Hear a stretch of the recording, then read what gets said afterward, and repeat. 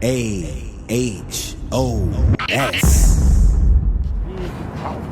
family's from California, and my mama's from Texas. My dad's from Los Angeles. You know what I'm saying? So, I never really realized anything about being homeless because we had house cars, mobile homes, motorcycles, and things like that. I never knew anything about being homeless. Didn't know nothing about food stamps. Right. Back then, there really was no such thing as food stamps. Nobody knew anything about food stamps.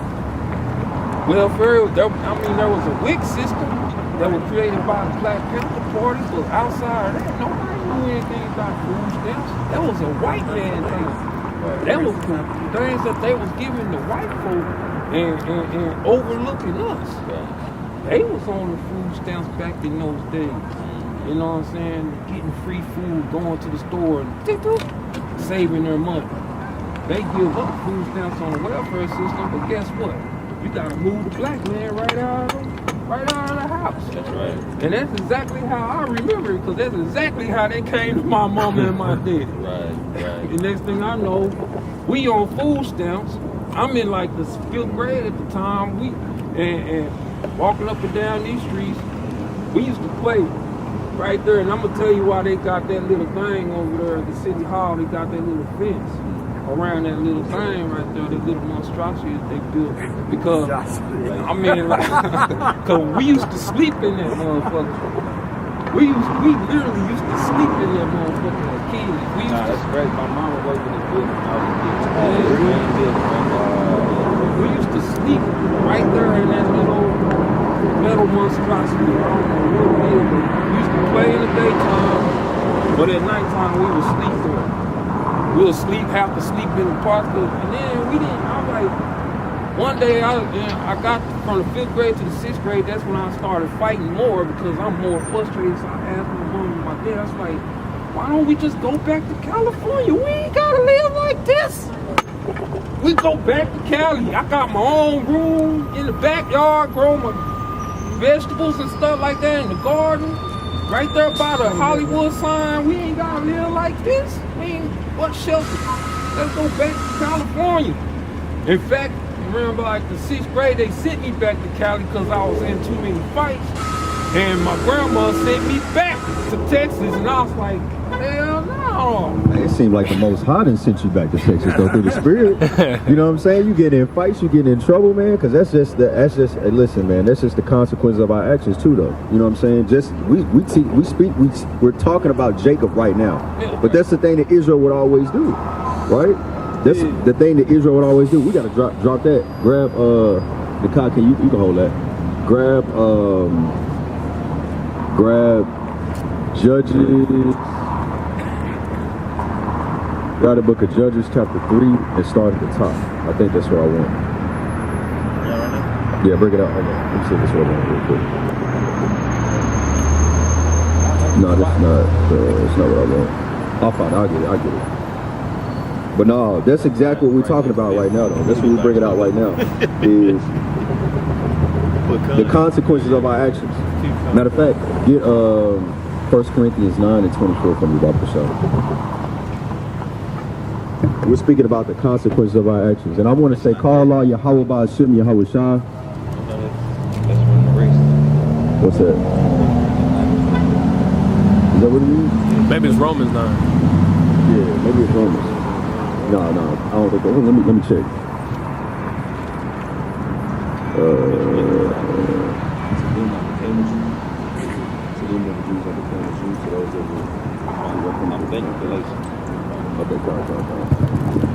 But I want to say, call Allah Yahweh Ba'ashim Yahweh Shah.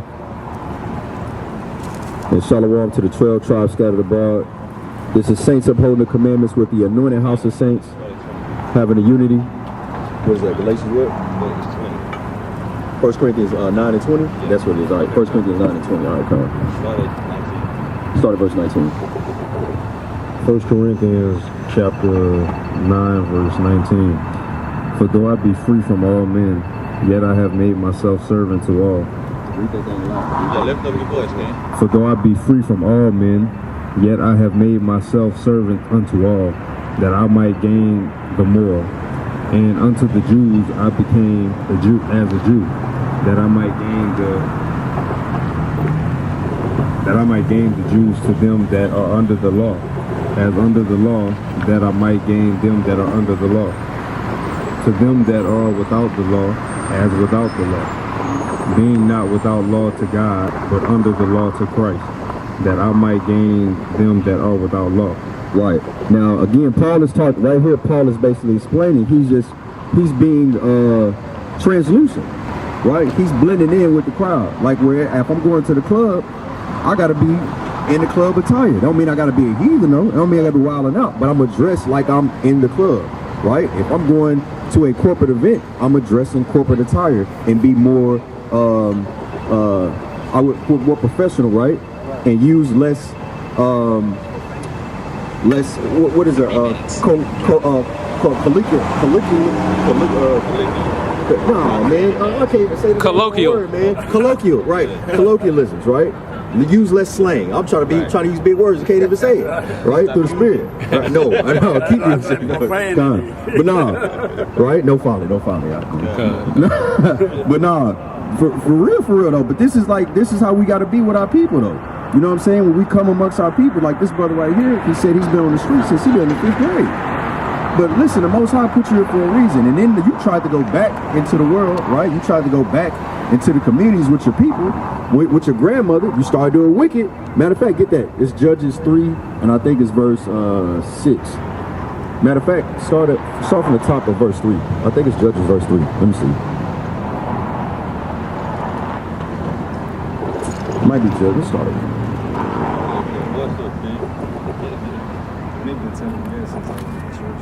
Where is that at, man? I'm gonna find it. It's gonna hurt me if I don't find it.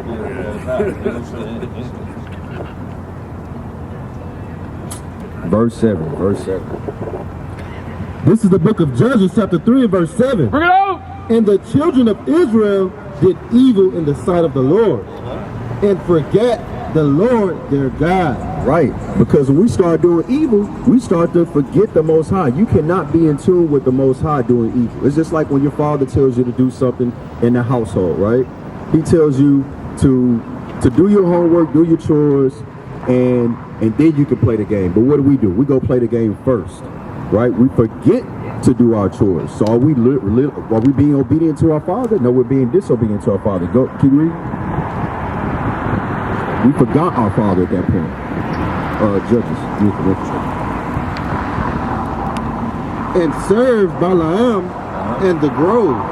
Therefore, the anger of the Lord was hot against Israel, and he sold them into the land of Cashapp, king of Mesopotamia. And the children of Israel served Cushan-Rithim 8 years. He served them 8 years. This brother we talking about this brother right now. You was with your grandmother, right? You said you was growing fruits and vegetables in the backyard, and you got sent right back into captivity back here in the Dallas, man. Back on the streets, right? Back on the streets. But you said it, key word, again, right? Go to verse 12. Verse 12. And the children of Israel did evil again.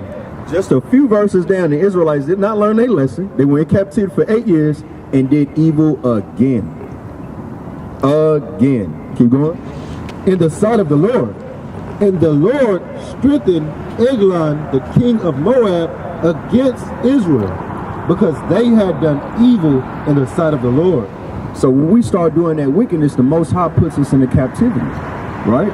When you start fighting your own brothers and sisters, or you start fighting with your oppressor, right, and not agreeing with our adversary, because this is their system and we can't defeat them. Like, what do we fight? What are we trying to fight? We got to allow the Most High to fight for us. But no, we want to try and fight ourselves. So you know what He's going to do? He's going to put us in captivity. He just said He gave the king strength over us. We're stronger than everybody about the nation. But when we start trying to fight ourselves, fight these battles ourselves, the Most High will weaken us and strengthen those nations. Right? So we can get back in tune with Him. But what you had out? Which one to bring out? And keep Go back to where you was in Corinthians. Like 3. This is Deuteronomy chapter 30 and verse 19. I call heaven and earth to record this day against you, Right, through the angels, right? Because they bear record right now as we speak. that I have set before you life and death, blessings and cursings. Therefore choose life. This is not a multiple question. This is literally true or false, right? Right or wrong. You got two options. You literally have two choices at this point. Choose life, that both thou and thy seed may live, that thou mayest love the Lord thy God, and that thou mayest obey his voice, and that thou mayest cleave unto him, for he is thy life, and the length of days, and that thou mayest dwell in the land where the Lord sweareth unto thy fathers, to Abraham, to Isaac, and to Jacob. Right, with the land where your parents sent you to, which is your grandmother's house, right? This is symbolic of the scriptures that we're reading right now. Like the circumstance that we're in right now is because of our own decision making. We had a choice, right or wrong, and we always choose wrong instead of choosing right. And we're not going to learn our lesson until we start choosing right. The Most High is not going to send his son to redeem us, to save us out of our captivity until we learn our lesson. What other precept did you have? As a matter of fact, I want to get what you about to read right now? Sirach 19:19. Go to Khan, the book of Sirach, chapter 19, verse 19. The knowledge and the commandments of the Lord is the doctrine of life, and they that do things that please him shall receive the fruits of the tree of immortality. Khan, because of the fact that if we are going to keep the commandments, if we're going to listen or be obedient to our parents, our father, our heavenly father, not just our earthly parents, right? Our father. Then we start to get that inheritance. Then we start getting those blessings. Then we start getting the rewards, right? Just like damn Christmas, these damn folly days. They say that he knows who's being naughty or nice, but yet still don't know kids get no damn cold. All the kids getting PS5s and new J's, cutting up in school, then get a damn a pair of Jordans, right?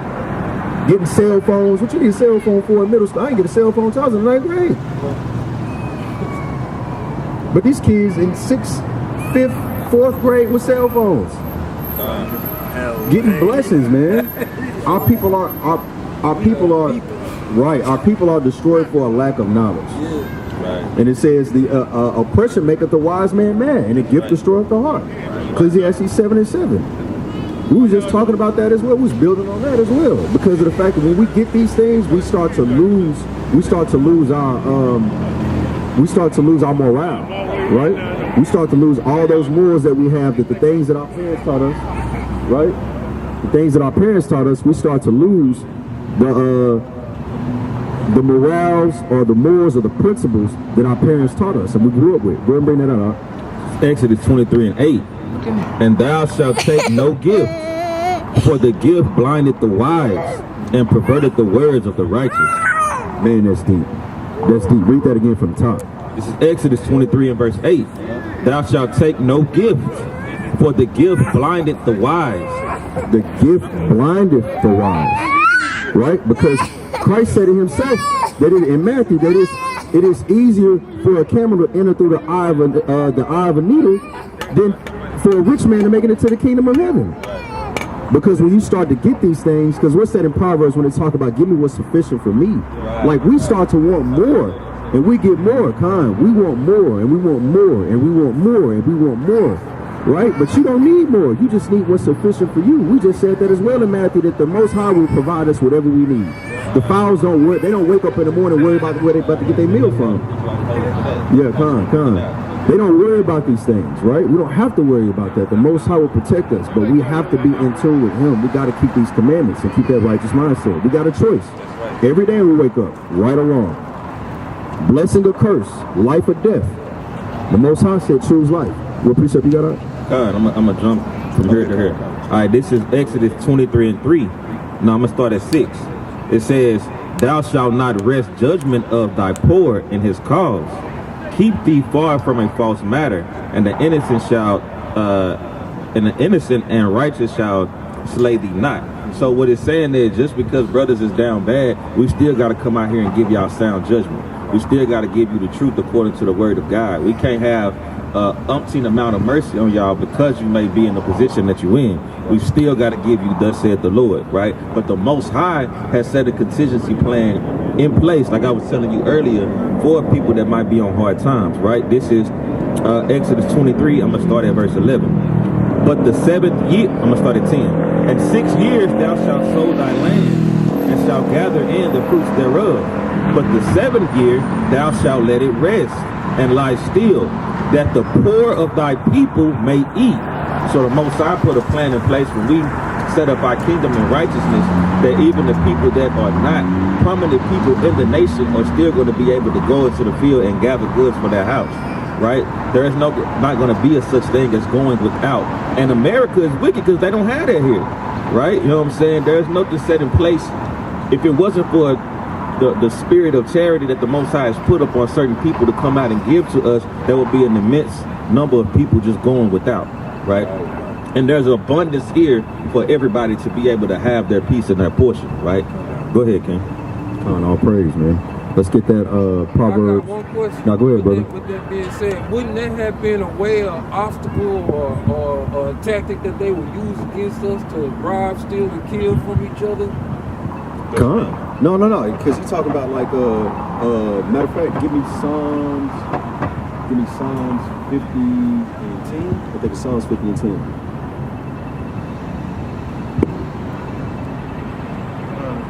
Because ask the question again. Say it about how the Most High had it where to set up for the poor of our people to be able to come and eat.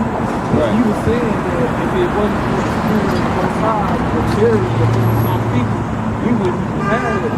But on these streets, it's like it's a dog eat dog. Rob, still kill, and get it the best way that you can. In some places, like get it how you live.